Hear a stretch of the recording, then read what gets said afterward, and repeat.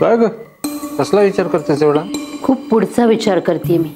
इंद्रनीलने वच्छीच्या नवऱ्याच्या उपचाराचा कसला खूळ घेतलाय का डोक्यात? तो वच्छीचा नवरा बरा झाला ना, फार मोठे प्रॉब्लेम्स उभे राहतील ना आपल्या पुढे. तो नाही हो बरा होत एवढ्यात. तुम्ही पाहिलं नाही त्याला, पण मी बघितलंय. लोळागोळा होऊन पडलाय हंतरुणात. मला ना इंद्रनीलची काळजी वाटते.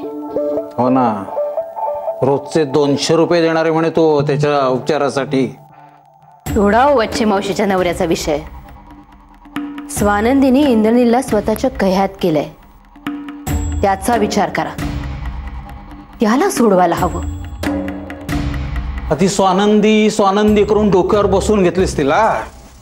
तेव्हा काय ऐकायला तयार होतीस तू? नाही, काही करून स्वानंदी तुला आपल्या घरात यायला हवी होती. पोत्यातून नोटा आणणार होती ना ती आपल्या घरात. बघितलास ना तिचा पायगुण? गॅरेज ठप्प झालंय, बिल्डरने तगादा लावलाय, कर्जदार डोक्यावर येऊन बसले. आणणार कुठून पैसा? फारच बोलतोय हो ते एका दमात. तुझ्याकडे माझ्या प्रश्नाचं उत्तर असेल ना तर दे गपचूप. आणणार होत कुठून एवढा पैसा? देशपांड्यांकडून. तुला एवढी खात्री वाटते? खात्री वाटत नाहीये, वाट बघायला काय हरकत आहे. पोत्यात ठेवलेला पैसा बघितलाय मी. बघूया ना त्यांच्याकडनं काय उत्तर येतंय. आणि समजा त्यांनी तुझ्या मनाप्रमाणे लग्न लावून नाही दिलं तर काय करशील तू?